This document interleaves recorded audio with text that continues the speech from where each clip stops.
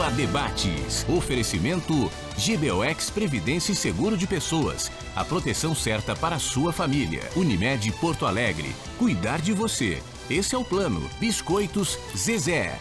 Carinho que vem de família. Igual ao Banricompras. Só outro Banricompras. E CMPC Celulose Rio Grandense. Nossa fibra. Estamos iniciando mais um Pampa Debates. Neste início de 2019, nós continuamos essa série de programas com as grandes autoridades do Rio Grande do Sul, sejam elas públicas ou privadas, para fazer uma avaliação do que foi 2018, para projetar 2019. Nós estamos aí num contexto de novos governantes, tanto no Estado como no país.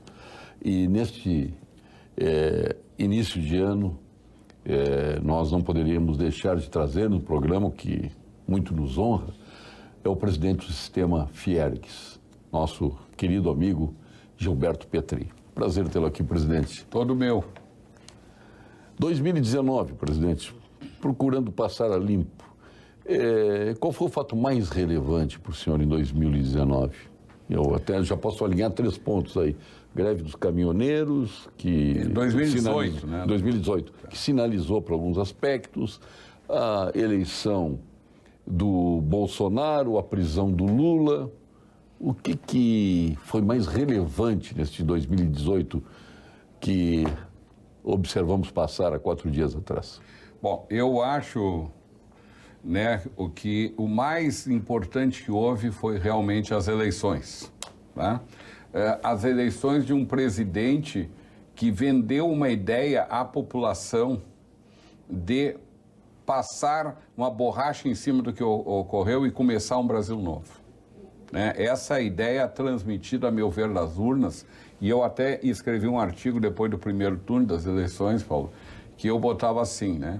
Que o recado que a sociedade mandou foi para dizer que ela cultua valores tradicionais, que são chamados, de um modo geral, pelo pessoal mais avançado, vamos dizer assim, né, de conservadores. Mas o que ela cultua são valores tradicionais, é isso que a população mandou dizer. Ou seja, ela quer que o aluno vá à aula para aprender matemática, história, geografia, português e outras coisas mais, né? Ela quer que o filho saia de casa e volte com segurança. Ela quer que a família brasileira continue sendo o núcleo principal da sociedade. Todo esse processo que estava incorrendo no movimento de desagregação, tá? As urnas mostraram isso para os candidatos, né? E não deu outra que no segundo turno o Bolsonaro confirmou a posição dele no primeiro turno. Então, se diz que o Bolsonaro ganhou as eleições porque ele fez 11% a mais de votos, né? Não, na realidade ele fez 17%, porque ele ganhou foi quando ele fez 46-29 no segundo colocado. Daí no segundo movimento, que foi o segundo turno, aí se uniram uma série de pessoas para ele e para os outros, mas claro que os outros eram maiores, porque tinha aquelas pessoas que votaram no Ciro Gomes. As esquerdas se uniram. As esquerdas tentando desconstituir não conseguiram.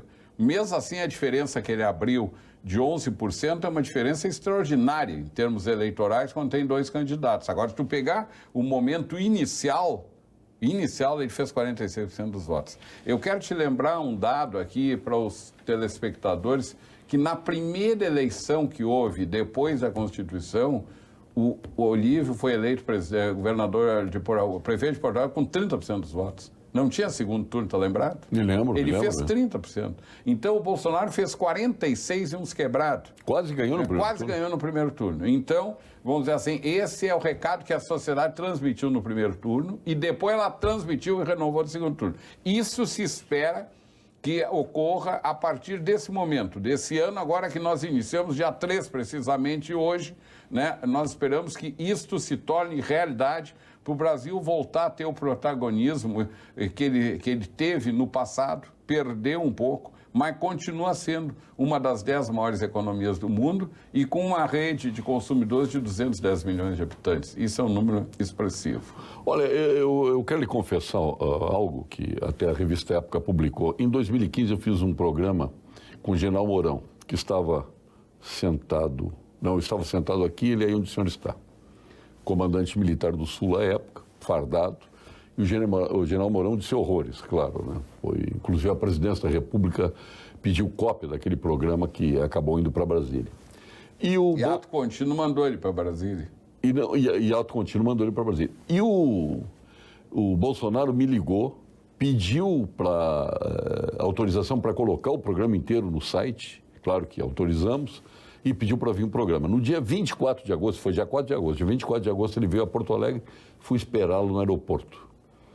Aí eu chego no aeroporto, uma massa, mito, eu nem sabia que ele estava sendo chamado de mito naquela altura, e fiquei encostado na porta lá, perto dos táxis, ali na entrada do aeroporto, olhando. E vem deve ter chegado no mesmo voo, Beto Albuquerque. Ué, o que está fazendo aí? Não me diz que está esperando o Bolsonaro. Estou esperando, ele vai ir no programa. Pô, eu vou sair porque eu não quero tirar foto com... Aí disse algumas coisas ali que eu não quero repetir. Quando sai o Bolsonaro e mito o presidente, carregaram ele nos ombros, demorou uma meia hora para sair até chegar aonde eu estava. Nós saímos dali e fomos para o Braseiro. Quando as pessoas reconheceram o Bolsonaro no Braseiro, ele foi aplaudido. Estou falando de 2015. Olha, eu não entendia que a resposta dele naquela época já era tão grande como essa, né? Então as pessoas já há muito tempo acreditavam nisso. E deixa eu te dizer uma coisa, às vezes há uma certa dificuldade de percepção nas coisas, mas veja bem que os dois últimos grandes fenômenos eleitorais que nós tivemos no Brasil foi o Lula e o Bolsonaro, capazes de catalisar as massas. Te digo mais, quando se dizia que quando viesse o tempo de televisão e o Alckmin teria 5 minutos, que ele faria a diferença, aquela história toda, tá? Eu comentei com um prócer do PSDB que eles estavam atirando no cavalo errado, que eles tinham que desconstituir o Haddad e o Ciro, porque o Bolsonaro já estava no segundo turno, já que o Lula não seria candidato. Perfeito. E disse mais, se o Lula fosse candidato, os outros podiam sair fora, só ficaria ele e o Bolsonaro.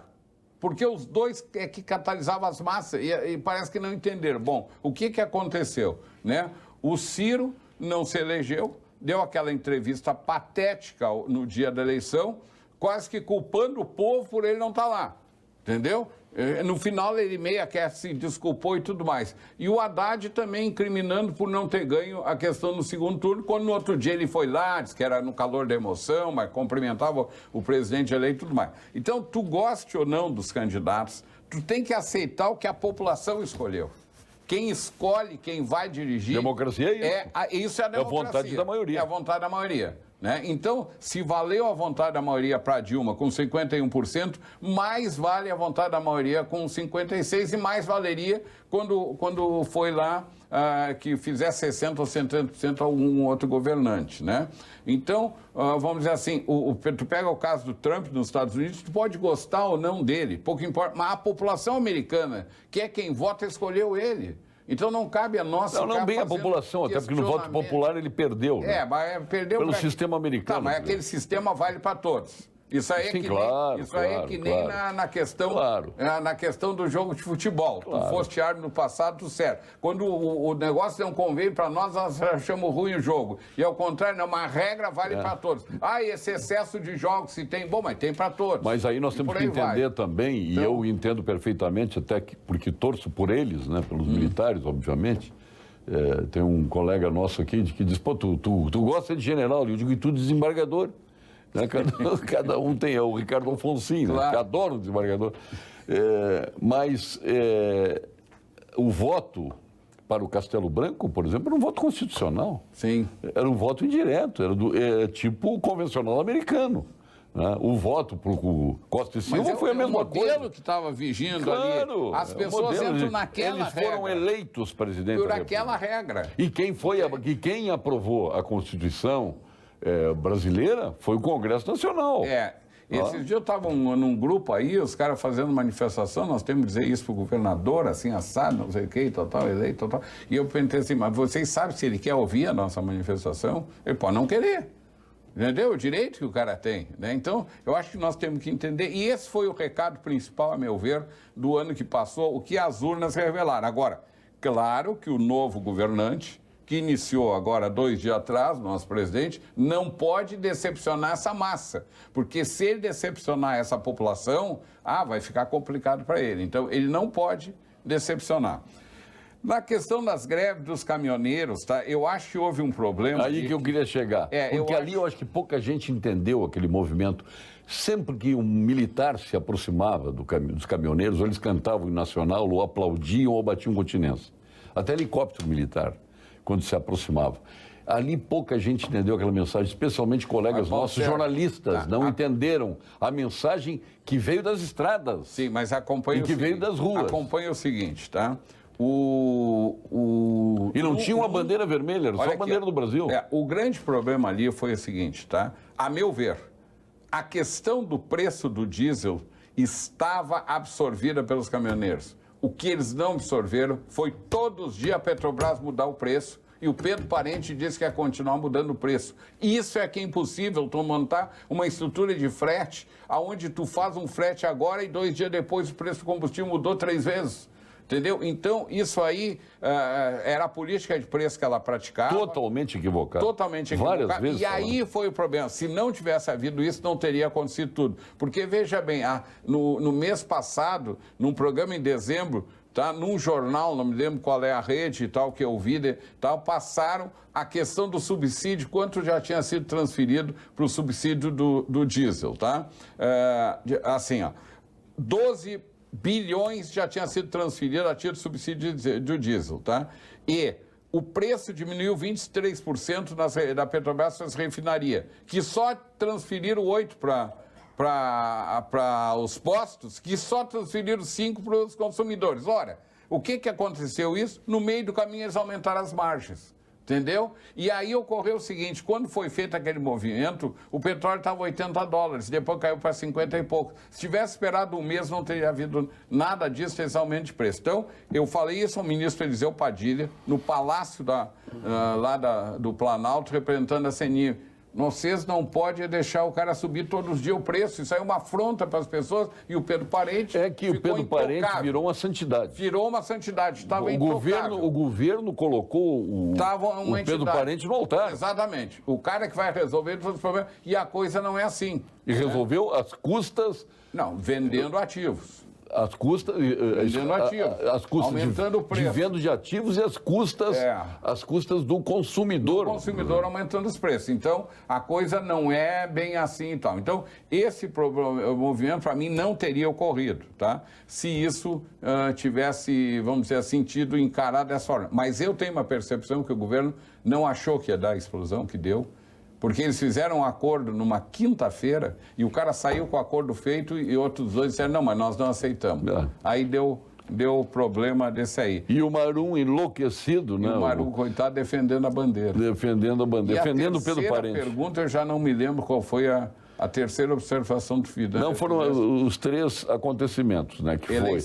Que foi as eleições, esta questão... Do frete e o outro? A questão do frete e a questão relacionada aos movimentos de rua, né? Que visavam, que é um pouco mais atrás, que visavam derrubar a justificativa era a corrupção, mas na realidade o objetivo era derrubar o PT, derrubar a Dilma. Sim. Porque depois derrubaram e a corrupção continua e nada mais aconteceu.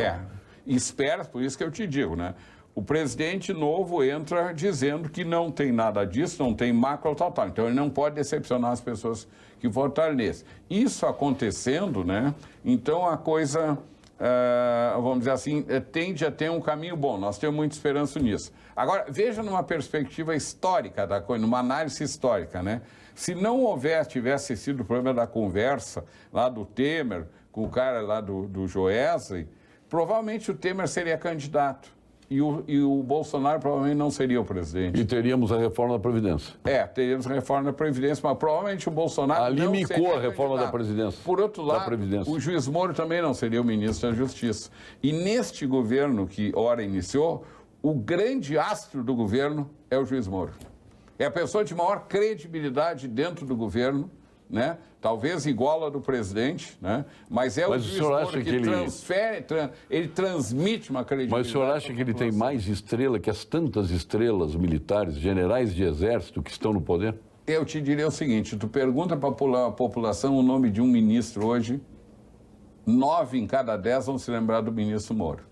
Os demais não terão a mesma lembrança, tá? Embora o meu respeito que eu tenha pelos militares, tá? Me dou com o general Vilas Boas, me dou com o general Mourão, me dou com o general Mourão, tá? E eles têm um negócio que eu admiro. O Mioto.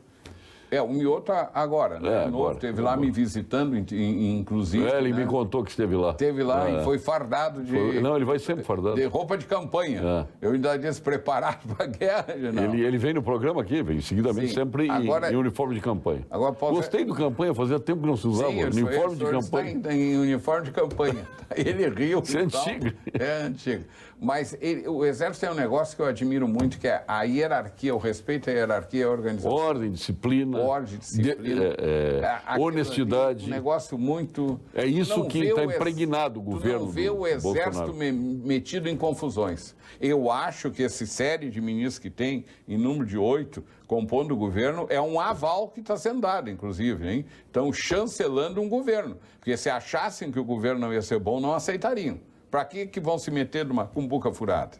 Né? Eu acho que no momento que eles entraram, eles estão chancelando dizer não, esse nós confiamos. Parece que a cada civil que está lá encostaram 2 generais. É a impressão que dá, né? Vou ficar de olho nesse cara. O desempenho da indústria no ano de 2018, né? Que aliás um belíssimo trabalho do seu analista econômico lá no balanço da Fiergs, revela que os números foram muito aquém do esperado, né? Sim. Aquelas projeções. Mas aí vem aquela declaração do Paulo Guedes que me deixou preocupado. Eu logo pensei numa pessoa quando vi aquelas declarações. Pensei em Gilberto Petri. Eu preciso falar com o presidente Petri para ver o que houve. Diz, nós vamos desenvolver a indústria apesar dos industriais. O senhor é industrial?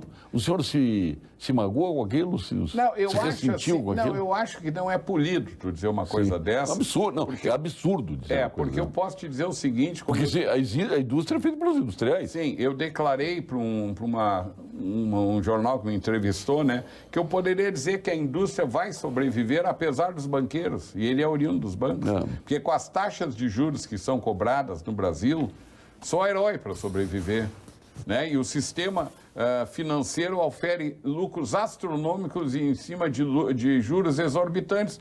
E eu não disse... Qual foi o último ministro não banqueiro que o senhor lembra? Não me lembro, Joaquim Lefy era e tal. Todos. Porque até o Manteiga era banqueiro. O Manteiga eu até nem me lembro. Não, era banqueiro. Mas o ministro está fazendo, Meirelles, aí é oriundo do Banco de Boston, né? O nosso Joaquim Levy era do Bradesco. O Joaquim Levy, o do Fernando Henrique Cardoso, que era do Unibanco. Pedro Malan, todos eram. Aliás, um belíssimo ministro, né? Pedro Malan, belíssimo ministro.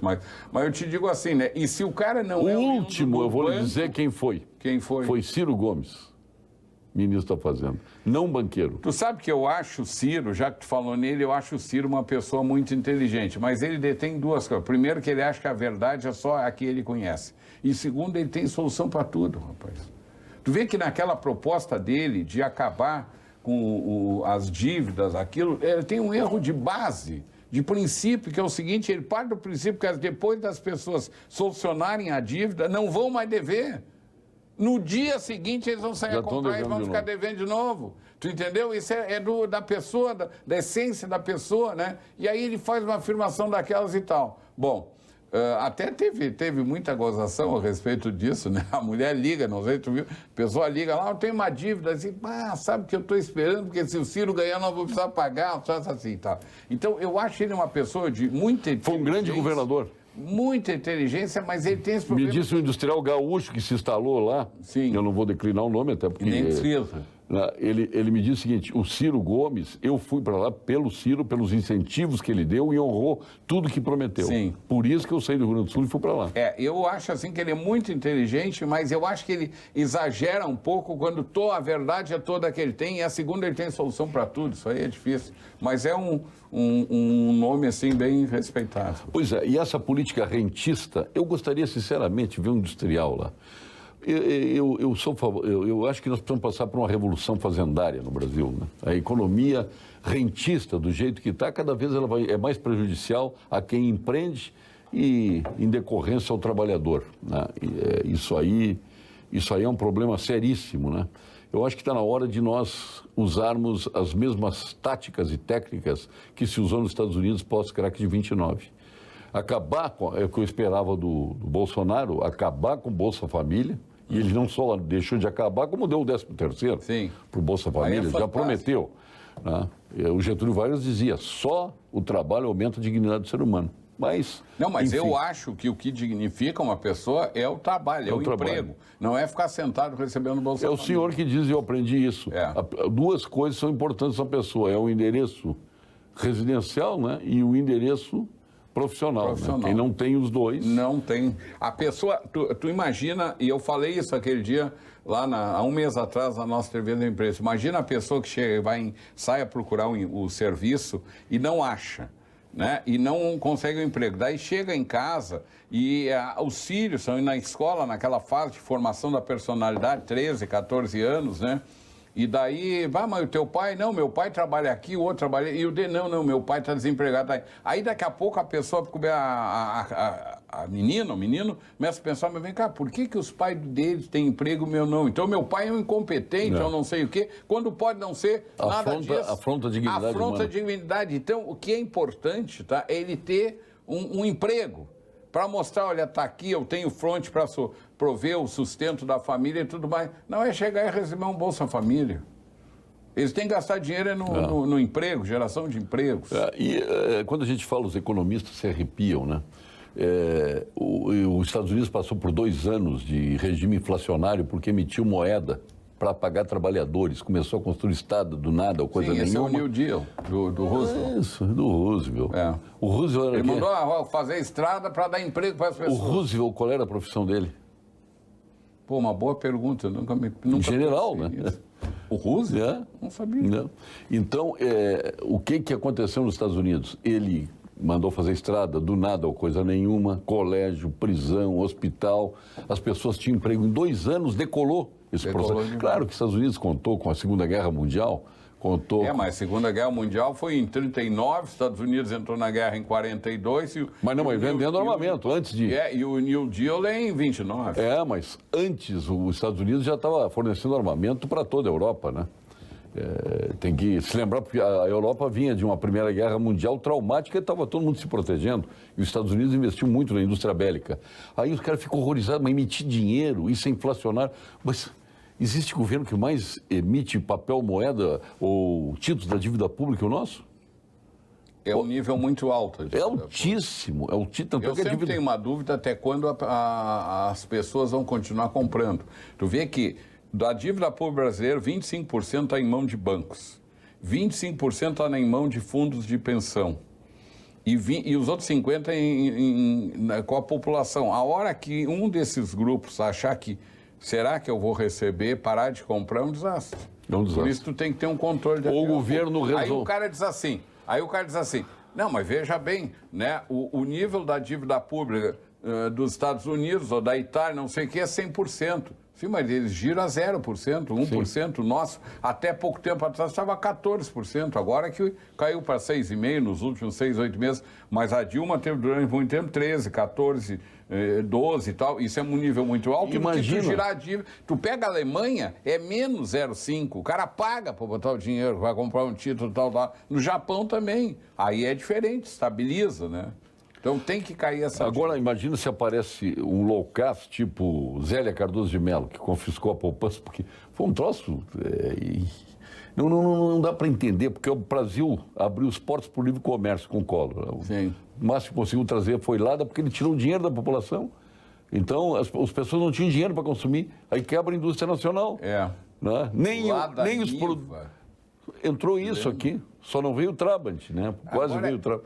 Agora é interessante essa questão que tu coloca, né? A Zélia Cardoso de Mello surgiu do nada. Uma incompetente economista de meia tigela. De uma hora para outra e virou um guru, assim. Sim, A Zélia. Mas que os gurus surgem de uma hora para outra, né? Surgem de uma hora para outra.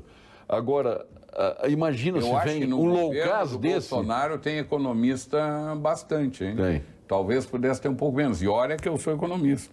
E sou administrador, mas eu acho que tem economista. Eu já sou engenheiro desempregado. Mas agora, imagina se surge um loucaz desse que resolve dar um calote na dívida pública. Ou vamos congelar a dívida pública por 4 anos? Se tu der um calote na dívida pública, explode os bancos. Tu veja bem que esse apoio Por isso todo, que eles não entregam. Não, esse apoio todo que foi dado lá pela União Europeia para resgatar a Grécia, a Portugal, a Espanha... Primeiro Irlanda. Primeiro foi Irlanda. Primeiro Irlanda, mas a Irlanda saiu, os outros ficaram. Sim, a Irlanda mas saiu. tem que levar em conta que os bancos franceses, bancos alemães, estão tudo cheio de dinheiro emprestado lá. Engatados, estão todos engatados. Estão todos engatados, aí quebra os bancos. Né? Vê que quando eles fazem aqueles testes de estresse, tem bancos bons ali que a gente se assusta que não passaram no teste. Né? Tu veja como é que foi resgatado o UBS lá, com o apoio do governo suíço e do Federal Reserve americano. Porque como é que tu vai deixar um banco que nem o UBS, que é 50% do sistema bancário suíço é ele, vai deixar o banco explodir?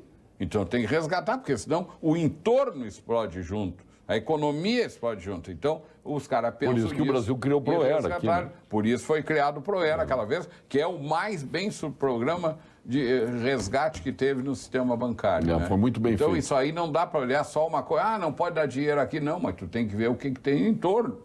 É que nem daqui a pouco tu chegar e dizer que não vai repassar dinheiro para os hospitais do interior. Se tu não repassar dinheiro para os hospitais do interior, vai toda a população do interior vir para Porto Alegre ser atendido. Daí não tem leito, não tem médico, não tem tudo. Então tem que olhar isso aí também e tal. Mas está faltando dinheiro. Bom, mas tem que botar um dinheirinho lá em Santa Cruz, em Tenente Portela, em outros lugares e tal, né? Bom, nós temos que tratar da indústria. O que fazer para termos mais empreendedores, termos mais indústria no Brasil, ter mais geração de emprego e renda, que parece ser o objetivo do Bolsonaro. Mas antes nós vamos falar sobre uma indústria que está lá na Zona Sul de Porto Alegre, que produz uns embutidos maravilhosos, que é o Frigorífico Castro. Tem um chouriço, aliás, se encontra na rede Zafari, né? Sim. Frigorífico Castro. Espetacular, mas vai ali no Parrilla del Sur e pode comer um chouriço da Castro, dos deuses, né? E agora vem fim de ano, né? Claro que o senhor vai agora para o Uruguai, vai passar em Pelotas, mas lá no Uruguai também tem embutidos também excelentes. Mas o sabor é irresistível, a qualidade extraordinária. O frigorífico Castro, Alimentos Castro, está em toda a rede Zafra, e a qualidade desde 1960. Um abraço ao nosso Flávio Castro. Aliás, Pelotas nos traz aqui a Sanitas, que foi fundada lá, que hoje é do grupo de Medilifar, em 1931. Biscoito Zezé, indústria lá de Pelotas. Frigorífico Castro, lá de Pelotas. Está faltando leite aqui. Sim, mas o leite já está aqui. Já chegou. Não, mas eu quero o produto. Chegou anteontem. Eu quero o produto. Eu quero. Lá em Pelotas tem um leite excelente. Tem a pessoa do governador aqui, assim, né? Que é o Dambi, um leite excelente. Nós vamos trazer aqui para o programa. Da Consulate. Da Consulate, é isso aí. Pô, sabe tudo. É indústria, claro. Né? Eu tenho que saber. O Cremers informa, o atraso no repasse de recursos do governo para os hospitais públicos gera sério prejuízo à qualidade do atendimento médico. A situação da saúde no estado se agrava a cada dia. É mais um caso em que os médicos se desdobram para atender dignamente a população. Grandes histórias começam nas melhores vinícolas, se transformam em vinho e chegam até a sua mesa e a sua taça através do minucioso trabalho da Vinhos do Mundo, importando de Mendonça, do Vale do Colchagua, Piemonte, Toscana, Languedoc, Patagônia, Tejo e muitas outras regiões do planeta. Ali estão os mais diferenciados rótulos. Viva essa experiência do novo e do velho mundo em uma das lojas da Vinhos do Mundo, na Cristóvão Colombo 1493, na Getúlio Vargas 1135 e na Lípio César 203. É tempo de relaxar e é por isso que a Unicred vai cooperar para você e para que sua família aproveitem as férias no maior clima de tranquilidade. Pensando nisso, oferecemos um parcelamento especial para o seu IPTU e IPVA. Você paga em até 12 vezes e aproveita as condições super atrativas e se preocupa apenas em aproveitar o verão curtindo-o. Agora fale com o seu gerente Unicred e leve mais prosperidade para o seu dia a dia.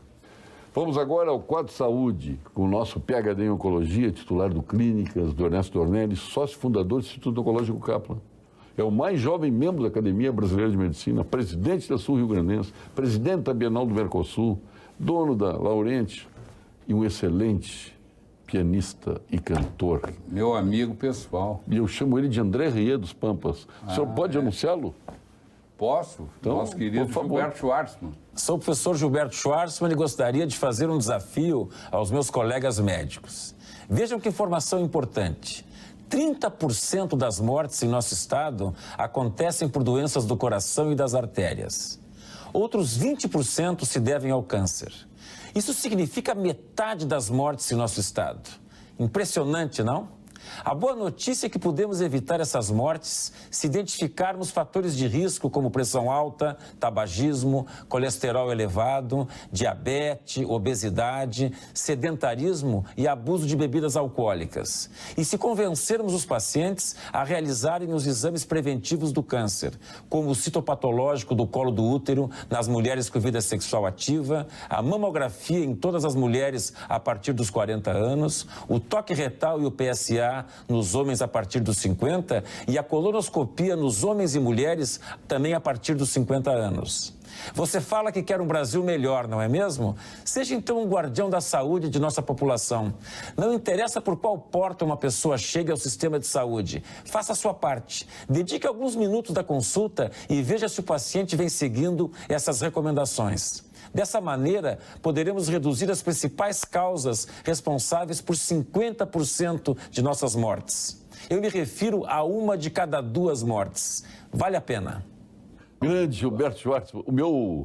O meu urologista que me faz o toque retal fez uma vez, depois não quis mais. Não gostei muito. É o João Paulo Fagundes, está morando no Porto agora, né? Porto, em Portugal? É. Ele vem ao Brasil atender, dá 15 dias de atendimento e volta lá de 2 ou 3 em 3 meses ele está no Brasil. Mas como é que podemos atrair capital, novas indústrias, até pegar as pessoas que estão aí especulando para que invistam no processo industrial? Bom, eu acho muito simples, tá? Como é que a pessoa vai se decidir a fazer um negócio? Com base na perspectiva de rentabilidade que ela tem. Porque tu falaste mesmo da questão rentista, que eu preferia não levar para esse lado, tá? Porque eu acho que o capital, quem tem, vê como é que ele vai ser remunerado. Quer dizer... Não, mas quando só enxerga um lado é o problema, Sim, né? mas se tu tem uma fazenda, tu vai ver como é que ela vai te dar rendimento. Sim. Se tu tem um imóvel, tu vê como é que ele vai te dar rendimento. Se tu tem uma indústria, tu vai ver como é que tem rendimento. Se tu tem uma loja, é assim sucessivamente. Se tu tem dinheiro, tu quer ver qual é o rendimento. Se o dinheiro do rendimento é muito atrativo, tu fica nele. Com taxas menores, tu vai procurar... Mas, presidente, eu não estou falando em iniciativa privada, todo direito. Eu estou falando em governos rentistas. Sim, mas deixa eu te dizer aqui. O governo não é rentista, ele paga juros porque ele precisa do dinheiro para financiar as dívidas dele. Se ele não tivesse a dívida, ele não precisava de dinheiro. Bom, então o que vai acontecer, né? A pessoa vai e procura isso aí. Aí ela descobriu um negócio para botar, ela quer ter segurança jurídica.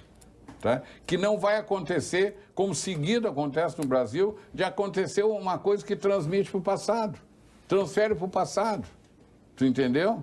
Então, qual é a vantagem? O senhor está falando, então, um dos itens, segurança jurídica. Não resta dúvida, que é fundamental. E entra a questão trabalhista nisso aí? Não resta dúvida, muito até. Porque por que tu vai entrar num negócio e daqui a pouco estão mandando uma conta para tu pagar que tu não tem nada que ver, tu botou um dinheiro num negócio para tocar ele. Tu não pode ser responsável assim por tudo que aconteça nessa empresa.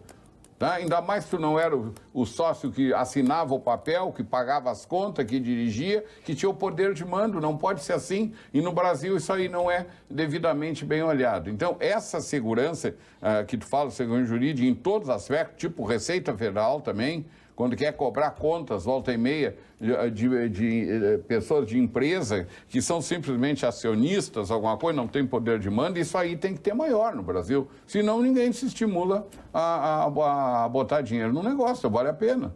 O senhor colocaria também a questão burocrática do país? Hoje é uma missa para abrir uma empresa. Sim. Outro dia nós botamos em debate esse assunto aqui, e aí o telespectador começou a mandar dizer, olha, pior que isso é fechar a empresa. Sim. Eu te digo que esses dois itens são fundamentais. Agora, te digo também, honestamente, eu não sei como é que é nos outros países.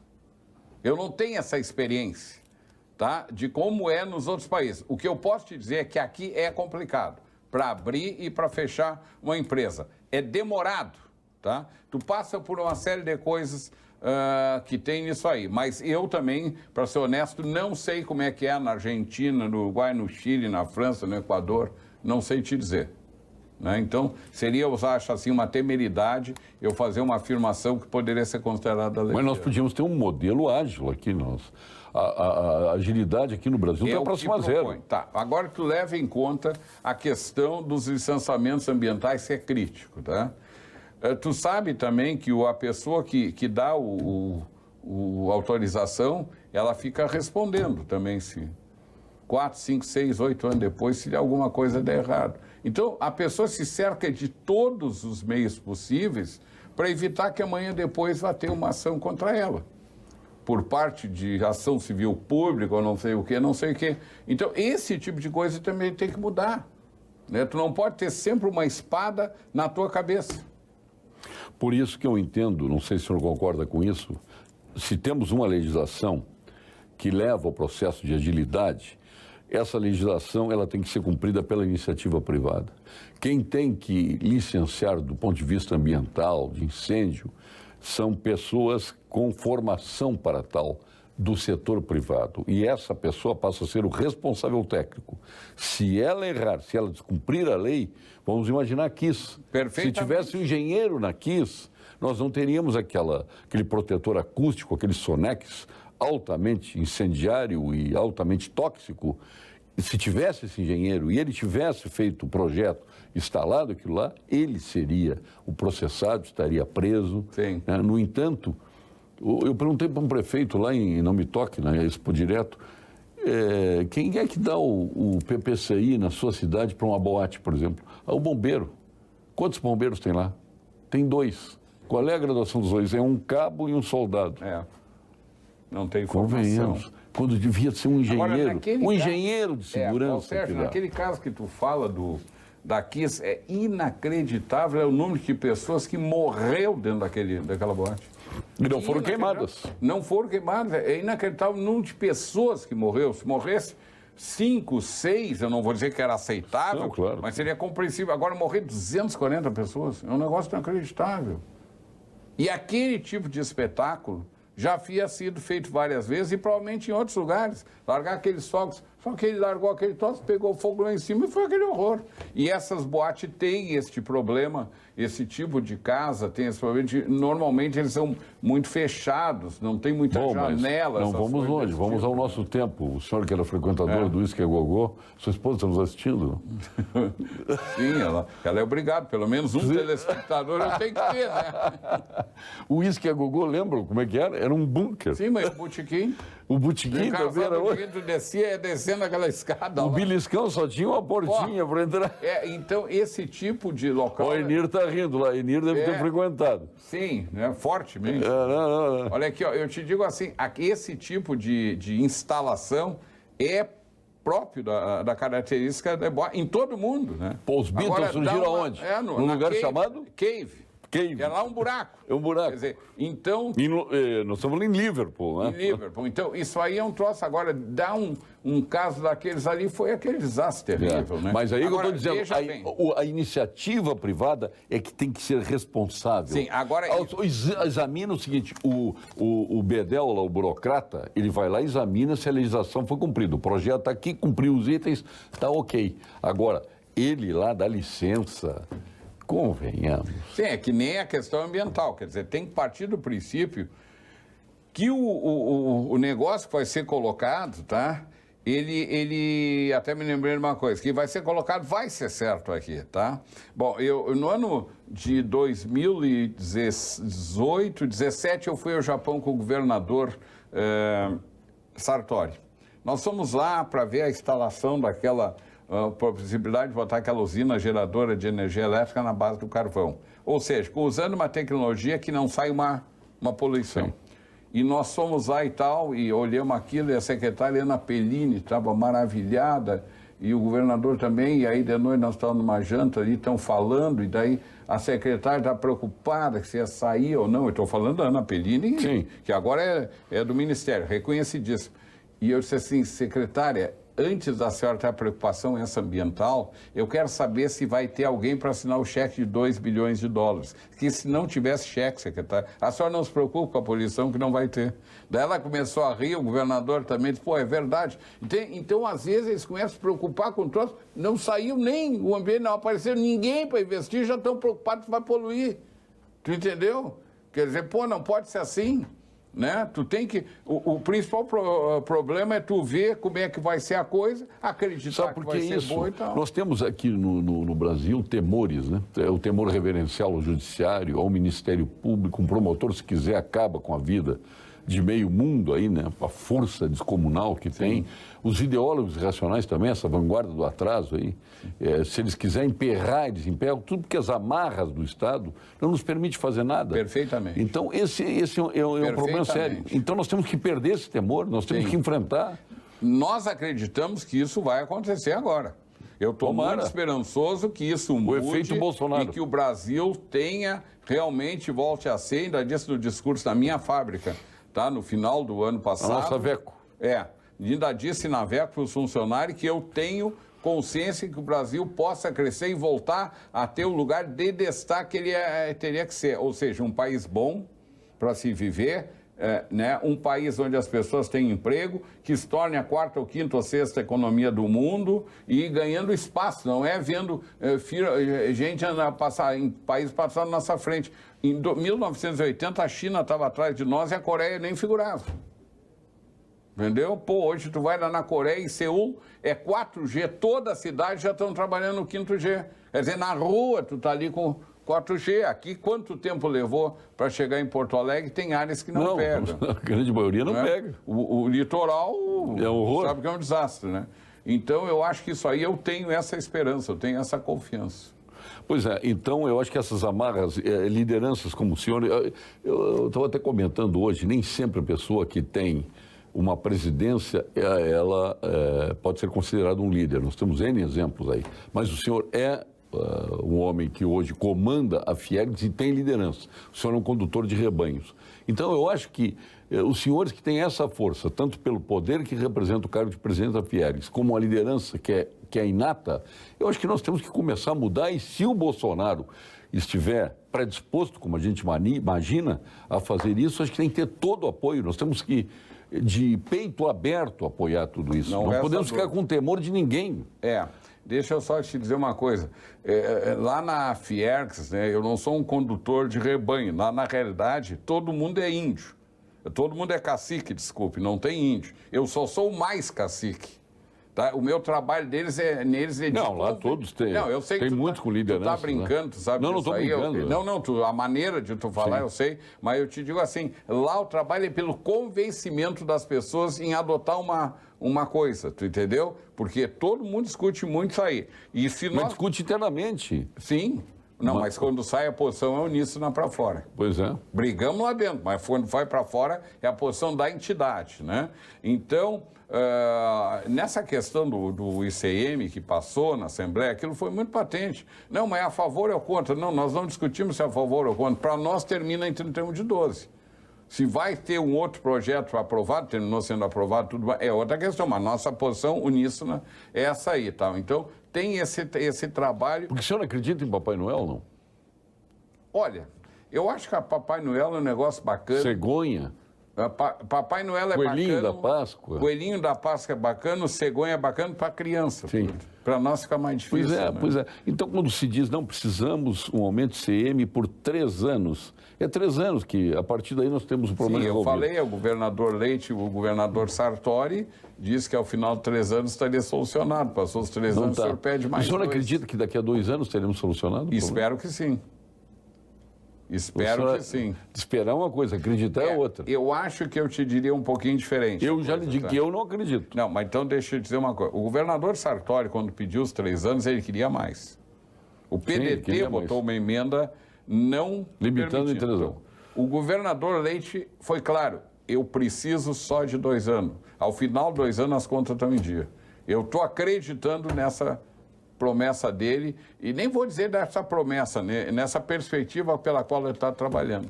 Por isso que eu levo a crer que ao final de 2 anos voltará aos 17%. O senhor acredita que nós conseguiremos acertar com o governo federal a nossa recuperação fiscal lá? Eu acho que esse é um problema muito interessante que tu levanta, tá? O débito dos governos estaduais com o governo federal, ao meu ver, é impagável. É impagável isso aí. Então, eu acho que em determinado momento, o governo federal vai ter que passar uma borracha, tá? Numa parte disso aí, mesmo que os outros digam que nós também queremos. Então, porque não sei o quê, porque nós cumprimos o trabalho, né? Tem que dar, então, também um benefício adicional para nós. Não pode ser assim, porque tu tem que atender o paciente. Mesmo que o paciente tenha sido relapso, não sei o quê e tal, mas tu tem que atender o paciente que está doente. Tem alguns estados que estão mais doentes que os outros, né? Agora, não deixa também de saber, Paulo Sérgio, que as transferências que vão do Rio Grande do Sul para o governo federal, o retorno que dá, se tu comparar com as transferências que são feitas dos estados do Nordeste para o governo federal e a volta, é completamente diferente. São Paulo, Rio Grande do Sul, Paraná, Minas, Santa Catarina, transferem muito mais do que recebe de volta. E esse valor que é transferido a mais vai para os estados que transferem menos. Por quê? Porque esse é o conceito de federação. O conceito de federação faça com que tenha que haver isso. Se fosse Estados Unidos da América, que nem nos Estados Unidos, era diferente. Aí cada Estados Unidos conta com a sua posição, né? E transfere em outra parte. Agora lá, o ICM, que aqui é igual em todo o país, que lá que se chama o Sales Tax, varia conforme o estado. A Califórnia é diferente da Flórida, que é diferente de Nova York, que é diferente de Porque Chicago. lá é federação e as constituições estaduais funcionam. São estados que se uniram.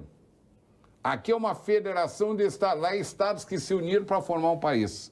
Isso vem desde o tempo das 13 colônias que deram origem àquilo lá, né? Eu vou lhe fazer uma pergunta. Mas eu acho, Paulo Sérgio, que num determinado momento o governo federal vai ter que dar uma olhada melhor nisso aí. Eu vou lhe fazer uma pergunta relacionada à governabilidade. Claro que hoje é muito mais fácil governar o país do que governar o estado do Rio Grande do Sul. Tá? Do ponto de vista econômico, então nem se fala. Não, por uma questão chave, né? O governo federal pode emitir dinheiro e emitir título. Claro, começa por aí. Não. Agora, é mais fácil governar o Rio de Janeiro ou o Rio Grande do Sul? Eu acho o Rio Grande do Sul. É mais fácil o Rio Grande do Sul? Eu acho o Rio Grande do Sul. Eu acho que o Rio de Janeiro tem problemas que nós não temos aqui, a começar pelo aquele problema da criminalidade, que é de uma violência fantástica, né? Eu estou falando do ponto de vista econômico. Eu continuo achando que o Rio Grande do Sul tem Mesmo com os royalties do petróleo? melhores perspectivas, né? Mesmo com os royalties do petróleo. Porque o Rio de Janeiro gasta muito mais que aqui. Tu até te surpreende, mas... Não, me surpreendo mesmo. Mas eu acho que o Rio Grande do Sul tem essa... Aliás, o Rio de Janeiro não dá para compreender que esteja nessa situação. Só muita incompetência, muita corrupção. O Rio de Janeiro é um negócio fantástico, né? O governador levava dinheiro de corrupção nos negócios. Aí assume vai preso, aí assume um vice-governador. Aí o vice-governador continuava dando uma pensão extra para o cara que está preso. Eu nunca vi disso. Tu não tem esses casos no Rio Grande do Sul. Não, graças a Deus. Isso não existe. Não existe. Tu não vê isso em Santa Catarina. E lá no Rio de Janeiro... E 4 governadores presos. Né? 4 governadores presos, não tem nenhum livre. Todos os governadores do Rio de Janeiro estão em cana. Os 4 últimos estão em cana. Estão em cana. E no Rio Grande do Sul, tu não tem. O nosso nível de pessoas na política é muito bom. Então, a outra questão relacionada a governos.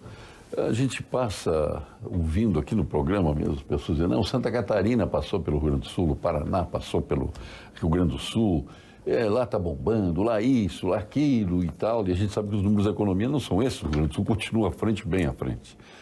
Aí, esse estado que é maravilhoso, que está espetacular, que está maravilhoso, não reelege o seu governador. A situação perde e ganha um bombeiro. Como é que se compreende uma situação dessa? Eu te digo assim, ó, que Santa Catarina e o Paraná... né? Santa Catarina e o Paraná são estados que se desenvolveram depois, estados que a população não é tão antiga que nem a nossa. Isso faz com que nós carreguemos um peso na administração pública em torno de aposentados maior que eles. Né? Isso também não é dito. Né? Então, no momento que nós temos essa economia aí, com esses problemas que nós temos para carregar, se torna um pouco mais difícil. Mas aí tu lembra bem, né? Os caras vão lá e... Elege o bombeiro.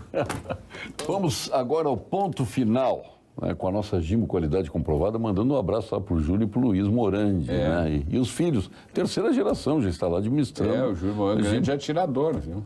Também, né? Tira muito bem. Compete em competições de tiro. E o Luiz, grande navegador, né? Grande navegador. Então vamos ao ponto final com a Gimo. Ponto final, oferecimento produtos Gimo, qualidade comprovada. Presidente Gilberto Petri, do nosso sistema... um relato aqui, né? Tu só tem patrocinador bom, hein, Paulo Sérgio? Tudo firma de primeiríssima linha. Convidados que são estrelas. Ah, mas no país, teu nível de apoiadores aqui é de um nível muito bom. Né? Acho que até dá confusão do sobrenome aqui, né? Agora, eu não posso deixar de fazer uma crítica, me revoltei, foi meu comentário na rádio, quando se ouve o nosso ministro Paulo Guedes atacar o sistema S. Sim. O senhor está assumindo o Sebrae dia 14, né? Isso. Não pode mexer no que está certo. Sim. Não pode, tem tanta coisa errada no Brasil, vamos mexer no que está errado. Agora vai mexer no sistema S, que beira a perfeição o sistema S, que faz em prol do Brasil, o que faz em prol das pessoas, dos trabalhadores, dos que desejam ser trabalhadores, das empresas. O dinheiro é privado.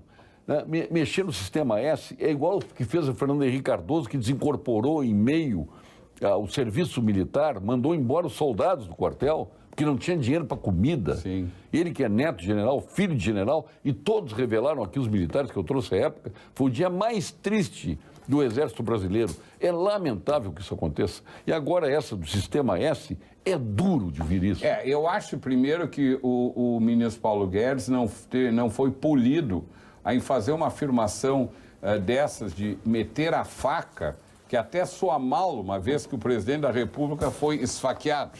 Ele falar em meter a faca soa mal e falar isso dentro da sede da Firjan. No mínimo, não é elegante tu convidar uma pessoa para tua casa jantar para daí ofender a pessoa. Não, né? e aí dizer, se negociar bem é 30%, se negociar mal é 50%. Sim, aí é ironizando. Não, ironizando. Com escárnio. Isso aí não é bonito. Bom, agora voltando ao principal, o sistema, o SES e o SENAI, eu não vou falar sistema S, porque o sistema S tem 9 entidades. Sim, tá? sim. SENAC, SENAR, tudo mais, SENAT e tal. O SES e o SENAI dão 5 milhões de matrículas ano grátis para os alunos. O dinheiro não sai do governo federal, ele sai das folhas de pagamento das empresas, que é recolhido pela Receita Federal por uma questão de facilidade e que cobra para fazer esse recolhimento, ela é remunerada em 3%. E eu acho justo que a Receita Federal seja remunerada, porque ela tem o trabalho de cobrar de todo mundo, separar as guias e repassar. Então eu acho absolutamente justo, mas o dinheiro é privado. O dinheiro não é público. Então, para meter a mão nisso aí, ele tem que saber se os industriais que bancam isso querem que seja cortado ou se querem continuar funcionando. Não, e se o dinheiro fosse, não, vamos reduzir para aliviar. Não, é para sair dali e ir para o Caixa Único do governo. Ir para o Caixa Único. Para daí, olha aqui, 30% da arrecadação do SESI, Senai e tal, vai girar em torno de 20 bilhões, 6, 7 bilhões. Tá? O subsídio ao diesel, entre o setembro lá, o julho, quando foi feito aquele negócio até dezembro, já estava em 12 bilhões de reais, tu entendeu? O buraco nas contas... E quem é que paga o subsídio? O Tesouro Nacional. Não, o dinheiro vem de onde? Do contribuinte. Do contribuinte. E aí o buraco do ano é para fechar em 150 bilhões, ainda não foi certo o número. Qual é a diferença? Vai fazer 7 bi. Então, eu acho assim uma manifestação de todo impróprio. Não, mas o que está certo, presidente, não é porque o senhor está aqui. Pior é que ele desconhece o funcionamento do sistema, para dizer um troço desse. Então, realmente é um negócio que pegou muito mal no meio industrial. Foram duas coisas, apesar dos industriais e essa dos S's, né? Não pode fazer isso. Não pode fazer. Eu conheço pouco o ministro da economia. Não sei te dizer se ele é bom, se ele é ruim e tal, só sei que é um cara bem sucedido e a origem do sucesso dele vem da área financeira, tá? Aonde eu reputo que é mais fácil fazer dinheiro na área financeira que na indústria. Óbvio. É mais difícil cobrar taxa de juros que quem precisa de dinheiro desesperadamente do que vender um produto, que tem um monte de concorrente. No sistema financeiro, tu vai onde o cara te dá o dinheiro. Haja visto esses caras que dão dinheiro a 12%, 13% ao mês, com crédito negativado, aquela história. Quer dizer, crédito negativado é o cara que não paga nada e ainda assim tu empresta dinheiro. Imagina quanto é o juro. Sabe que eu não me lembrava disso aí? A Receita Federal recebe... Ela tem uma taxa de remuneração pelo serviço que ela presta. 3%. 3% do que é arrecadado. Mas esse valor não é um valor exagerado, Paulo? Não, serviço que ela mas tem recebe, que fazer. Não, tá, justo. Pelo serviço que ela tem que fazer, porque isso dá trabalho. E quem é que fiscaliza o Sistema S? É o Tribunal de Contas da União. Tribunal de Contas da União. Fiscaliza todo o Sistema S e, pelo menos no que eu falo, SES, SENAI, nacional e estadual, nós temos todos os pareceres de aprovação das contas, tudo direitinho. E o Tribunal de Contas da União é um dos negócios mais rígidos que tem. Será que não tem coisas mais importantes e erradas para se tratar nesse país? Bom, aí é por conta deles, né? Agora, volto a dizer, o trabalho que a Receita Federal faz em fazer a arrecadação e a fiscalização é muito bem feito. Ela cobra, ela tem direito, nem vou dizer ela cobra, ela é remunerada por isso e ela transfere direitinho, sem problema, lá para o SES, o SENAI Nacional, para o SESC, para todo mundo. Perfeito, tem que ser. Presidente Gilberto Petri, fizemos um passar a limpo de tantas coisas. Exatamente. Para que a gente não consegue aprofundar, mas de qualquer forma... Mas daqui a pouco vem as entrevistas na praia, que é mais contraído. É um craque. Aquilo lá, é um craque. Né? Já está começando. No nosso estúdio panorâmico ali, tá? Tu fica lá naquele aquário, todo mundo, os caras passam na rua e te abandam. É legal. Hoje eu vou dar um jeito de ficar de costas. Os conhecidos passam e te abandam e tal. Vamos dar um jeito de ficar de costas lá, presidente. Agora, o senhor está falando aqui para territorialmente 90% do estado. Nós temos 106 retransmissoras e 4 geradores em todo o estado. E o senhor está falando para 87% da população gaúcha. O senhor está falando aí para os seus consumidores e está falando para os seus associados no sistema Fiergs. Então, o senhor vai conversar com eles agora, nesse início de ano. Obviamente, transmitindo, o senhor é um homem otimista, né? Sempre essa posição de otimismo, né? Que teve ao longo da vida, até me transmitiu muito isso.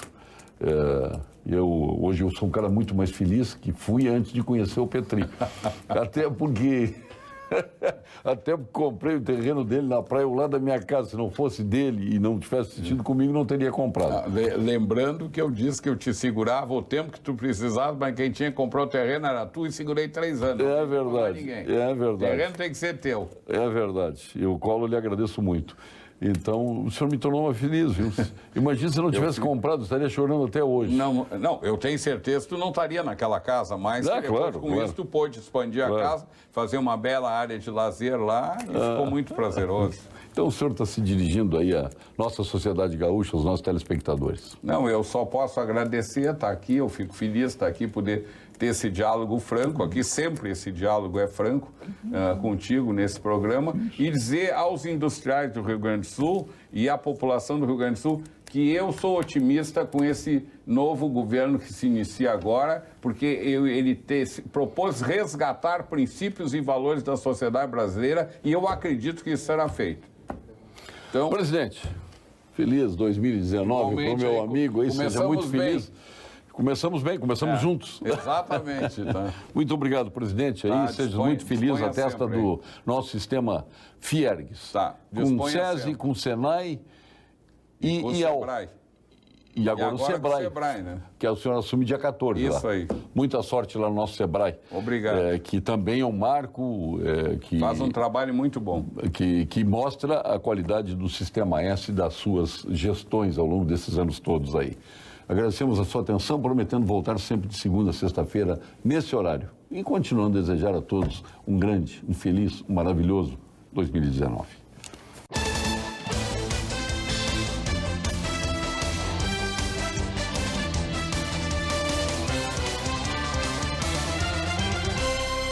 Pampa Debates. Oferecimento GBOX Previdência e Seguro de Pessoas. A proteção certa para a sua família. Unimed Porto Alegre. Cuidar de você.